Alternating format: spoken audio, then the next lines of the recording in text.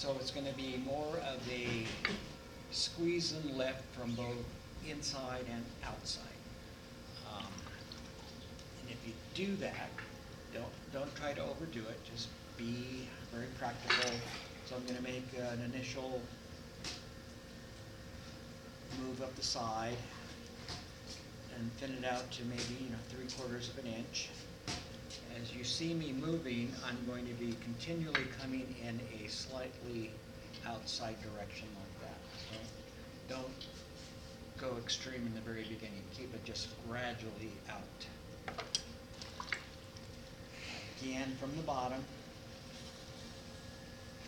squeeze, a lift, slowly come to the top. Do not thin the top.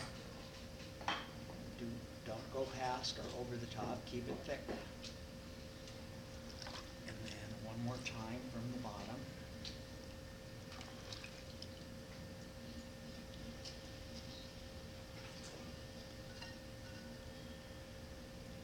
I'm going to pull out a little bit more this time. I'm really leaning with my inside hand.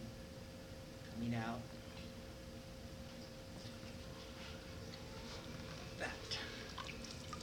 Okay, so that's your general shape right there that you should achieve after your 3 or 4 pulls, whatever it takes you to get there.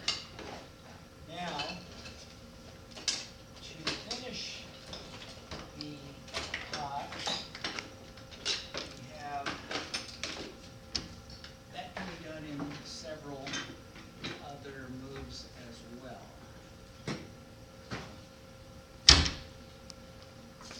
Of course, use my 2 hands and finish it. Get the water out of the inside. You need to, look at that inside. You see how it just sort of goes in a natural curve down to the point. That's what you want. Okay, just down, gradual shape. Okay, now to finish the pot, I could actually pull it and shape it with my hands, but we have tools that we can use as well. One is a wooden rib. You have a wooden rib in your kit, which will suffice. It's about half the size, and because of the scale I work on, I always use a bigger rib. So the rib is a really handy tool to have, and what you need to do is utilize it completely. So stick a finger in that hole so you have a really good grip, and then grip it with your hand and thumb so that you have this edge exposed. And what I do then, depending on what shape I'm making, I'm going to use this rib. And again, 2 hands. I'm going to conform the inside edge to this rib. So I'm going to gently lay it on the inside here, very gently. So it's just barely touching right now. And then I'm going to lean out this tool, and you'll do the same with your wooden tool. So just lightly resting there. I'm going to apply an even, steady pressure out. The outside will start to deform a little bit, but if you do this and use a finger with this hand over here touching, you will equalize that little deformity. So you see what I'm doing? This hand. Pressure at the bottom or flare out at the top? It's all even way across. Okay, so there is an expanded bowl.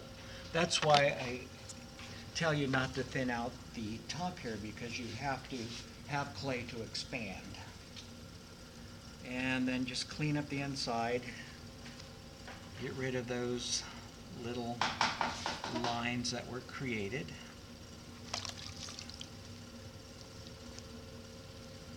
Looks like I'm smoothing out the lip here. You want to get that clean. Then all of you really concentrate on cleaning up the bottom of here, getting rid of all the excess clay down here. Scrape it off the wheel head.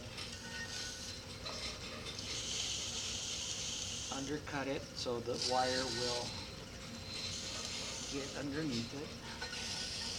Would someone grab me the pot lifters on the wall over there, please? Those copper coated thingies. Okay, now then we wire cut. Wire cut, thank you. Wire cut. And because your pieces are going to get bigger now, more clay, if I tried to lift this up, I could get it off and set it down, but it's going to wobble a little bit, and I could straighten it out. But let's alleviate that problem by using the pot lifters, and I just wet them. Make sure these are flat against the wheel head. They are flared out purposely to accommodate bowl shapes, okay? And just start underneath it until it wiggles free like that. Lift up, set it down, pull out, okay? And then when it's done, all that at the bottom will be trimmed away. You know, I can see exactly where it needs to be trimmed. This, you know, might look large to you as a serving bowl, but by the time it shrinks, it's going to be perfect to hold, you know, like a cup and a half, 2 cups of liquid, or a big pile of ice cream with bananas and strawberries and cream.